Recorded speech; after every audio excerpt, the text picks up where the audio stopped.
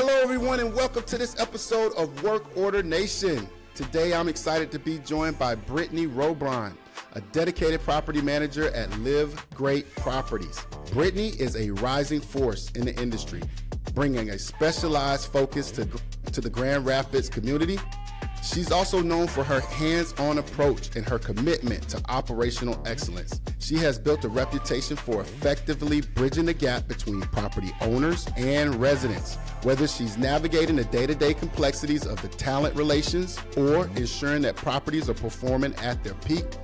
Brittany's work is defined by her energy and her boots on the ground expertise in the maintaining thriving rental communities. Brittany, thank you so much for joining us today. We're thrilled to have you on the show. Thank you. I'm very excited to be here with you guys. What an intro. Likewise. So, Brittany, we want to keep it a little lighthearted. I'd like to just ask you if you could share a little bit about how you got started in property management, a little bit about your background, and what led you to the leadership role of being a property manager. It's a very unconventional story, I'll say. I actually went to college to be a nurse. I've always loved people.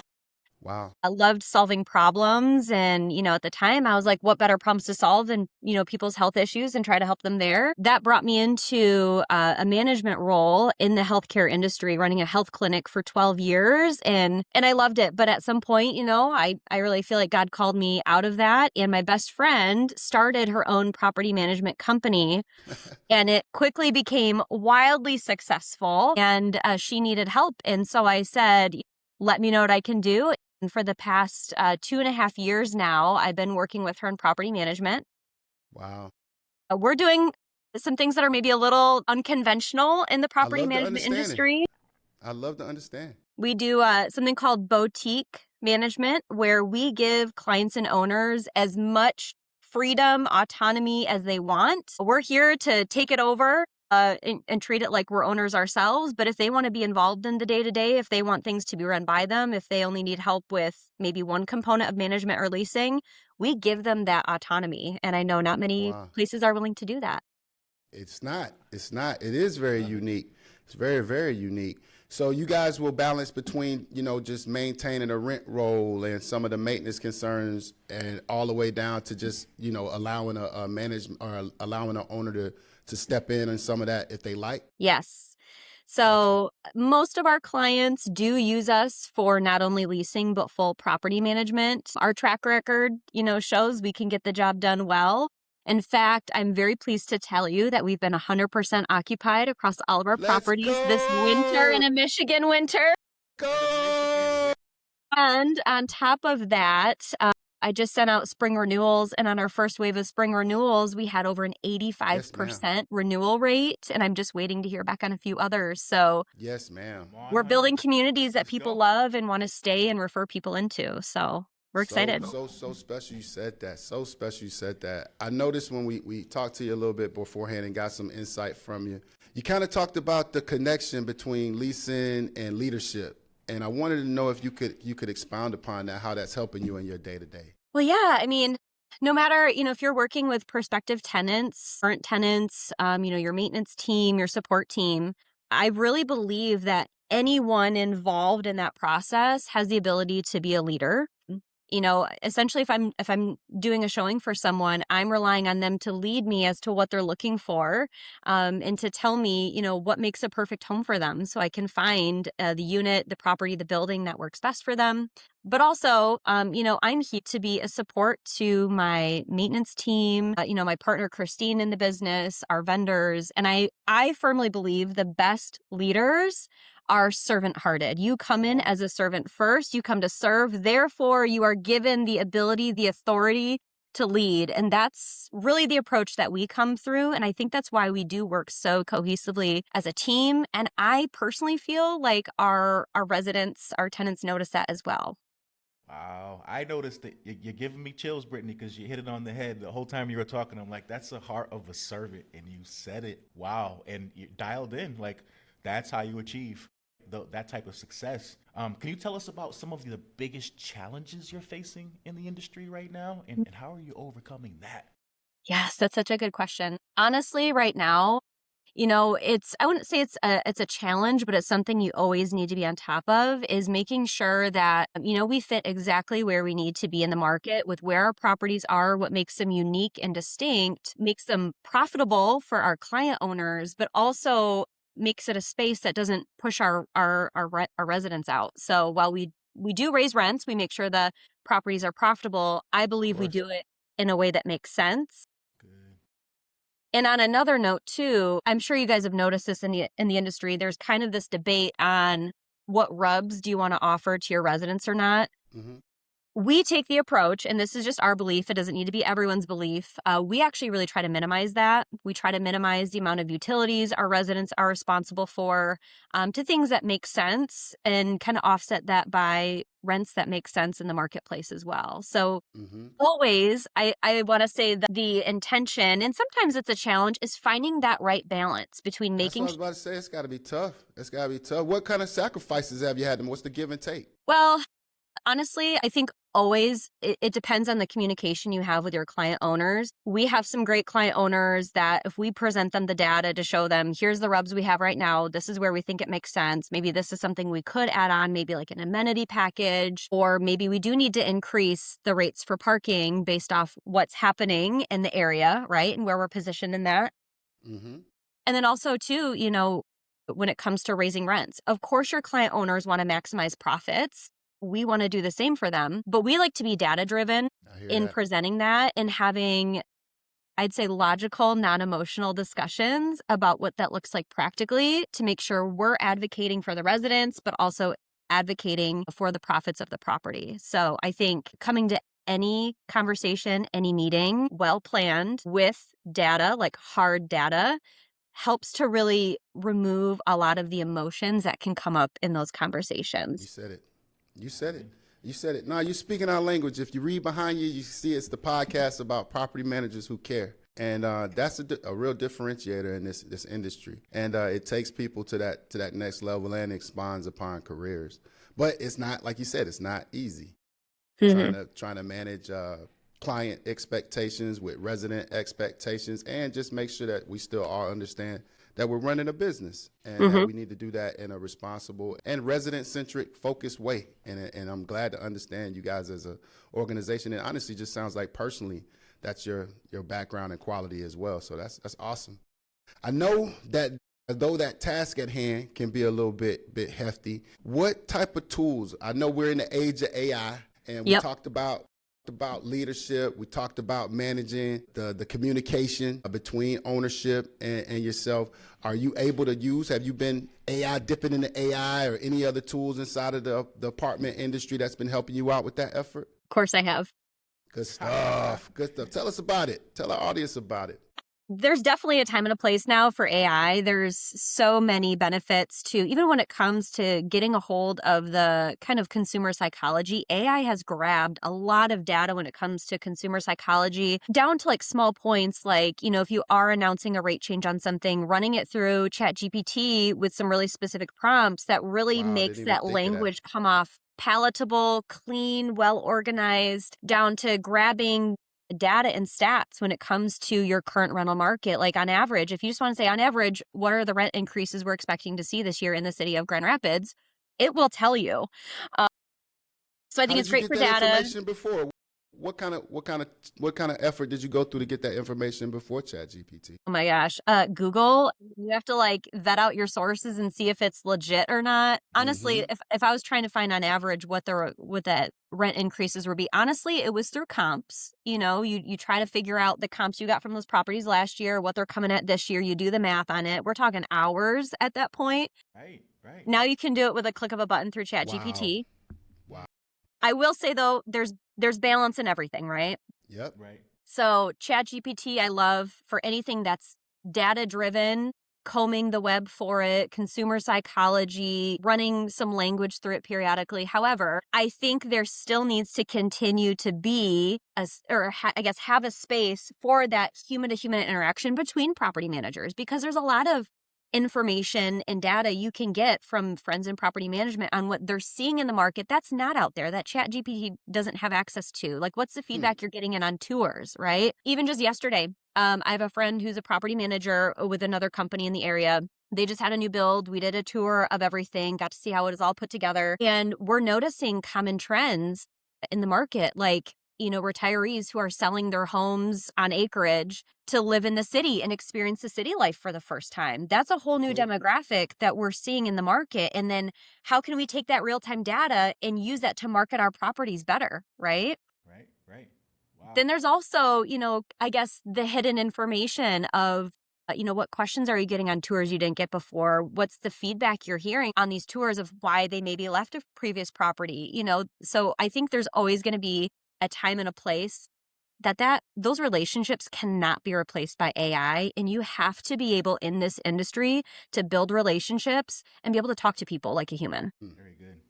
And how are you capturing that information? Like your example with tours and everything, is there like a database, or what do you guys use to go back and look at that and make those adjustments? Well, you can definitely use your CRM. We use Appfolio, and in guest cards, you can put in notes on the tours. There's a lot of ways you can quickly grab that data from your CRM and establish patterns. Yes.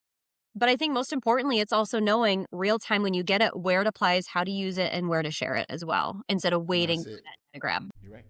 No, that's really it. Close the loop. I'm so happy you shared that. Sincerely, Brittany. There's property managers out here really still Excel spreadsheeting.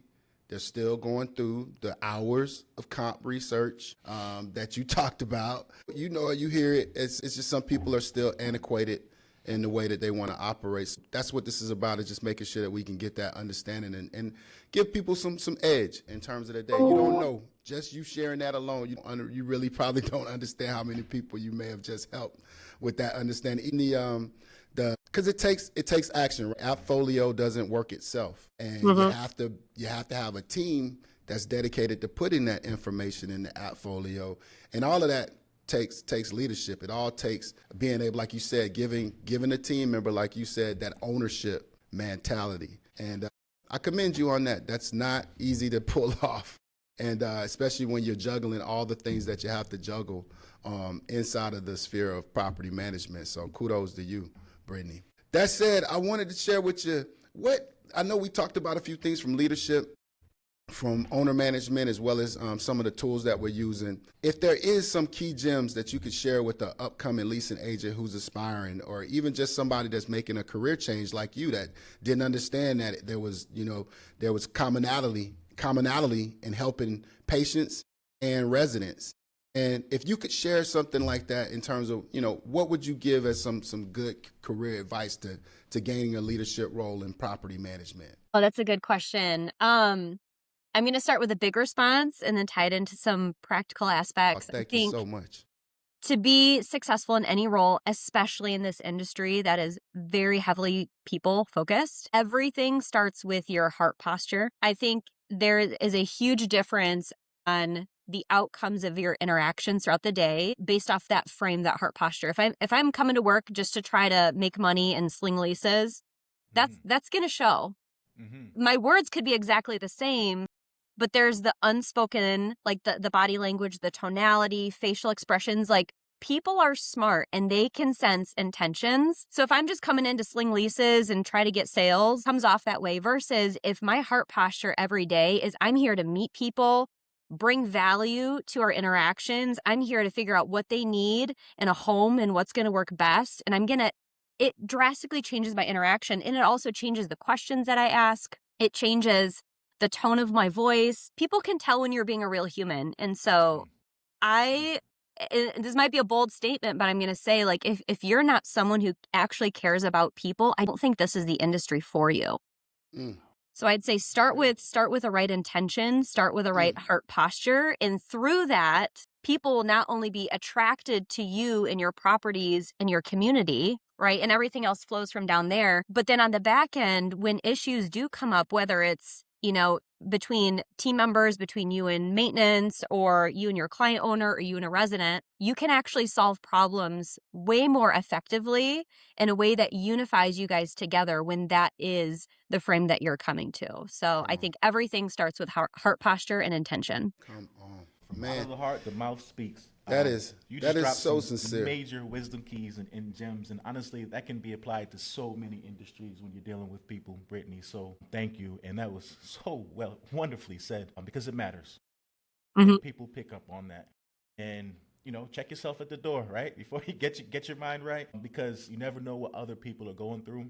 You never know what you can learn, right? Even if it's not a sale, right? Coming from the right place, right? Someone will open up to you, and you learn what you can do better. You can learn how you can help the next person, right? Just by having that right heart posture. So very, very well said. Nah, and you see it all the time, and it's so funny you mention it. Like you'll see job postings for leasing agents and property managers with a heavy sales focus in mind. And you could tell it when you come into different organizations and they have that we have to push every lease at any bounds, and they've got that mentality, yet they still have an 86% occupancy rate. Yep. And they've got all this sales prowess about. I'm telling you, I see it all the time. They've got all this sales prowess, and they're still not meeting the mark, and it's because they're missing the mark on relationships. Well, and on that point too, I mean, and sorry not to interrupt, but no, please. There's skills you can teach people. Like I believe if you're a good leader, you're a good trainer, and you can teach skills. But I think you hire for personality. You hire for those things that are just intrinsic to a person that shine. And so, when we're hiring, we look for people that can sit down and have a conversation with you and that genuinely want to know about your hobbies and your life and your experiences, and someone that when you talk to, they feel approachable, you feel comfortable with them. There's someone you'd want to, invite to game night, someone that you want to get to know better. When you hire for those types of personalities, you can train any skill. You can train scripts. You can train someone how to do a tour. You can train someone how to, confirm showings. Those are the things that AI can't do and AI cannot replace. And so to your point on ads for leasing agents, our ad would be different than that. And I think if every property management company approached it that way, I think we'd see a huge shift in the market. And there's ways you can quantify that too. People think, oh, that sounds nice, but how do you quantify that and track it? It comes out in your showings, in your leasing surveys that are sent out. You'll see comments like, you guys just felt like home. So-and-so made me feel so welcoming. I toured, 4 other buildings, and this one just felt like it had a community, or this person I feel like went above and beyond for me. It's the feelings that are unquantifiable that actually can be quantified. And that's, I think, where the secret sauce is at. That's a quotable. It is. That's really a clip right there. Awesome. No, man, that's exactly what people need to understand. It really is about connecting the dots on relationships and just making sure people feel like this is their home. And there's only, like you said, there's only few staffers that they're going to interact with in this experience with their home. And that's super important, and I don't think people give enough credence to it. 3-person, 4-person, 5-person staff at your average multifamily community, those people have to be trusted, and they have to be people that residents feel like they can communicate with well, but also don't mind being held accountable when it's need be, but also can give accountability as well. So I think you're on top of it, right on top of it. But thank you for sharing that. And speaking of sharing, we want to kind of lighten it up a bit on here at Work Order Nation. And one of our fun parts of this show is our Work Order Wows, our Wow segment. And Work Order Wows, we get a mile to wow. They could be anything from, the mild to mundane to some really, really just unexpected experiences that our property managers bring to the table. That said, any time in your career that you could think of a crazy work order, a hoarding unit, a horror scene that you might have came up on, we want to hear about it. Give us your Work Order Wow. Well, I'm not going to share my heaviest with you because I want to keep it light, but no, Brittany, give it to us. We've seen it all, but I guess one that really caught me off guard recently, we had a clogged toilet, okay? Everyone has clogged toilets. Yeah. We hired a plumbing company to come out. Our maintenance team cranked on it. After about 3 hours of some really intense troubleshooting, I got a photo from my maintenance supervisor, and he said, "We found the cause of the clog. It was a mouse." Now, hold on. I thought this was going to be like a fluffy Mickey Mouse, right? Okay. It was a computer mouse. Toilet! In the toilet. It was floating right in the toilet, right there. A computer mouse.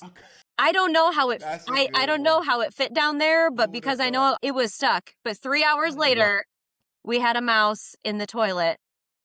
See someone's 2-year-old like going and taking it from the computer and like throwing There it it in the is. toilet or We'll something. blame When it on the technology goes 2-year-old. wrong, I'm like, I'm sorry, like who sits down on the toilet with a mouse in their pocket? I don't We know. gotta blame it on the Or it's just like a 2-year-old. hard worker.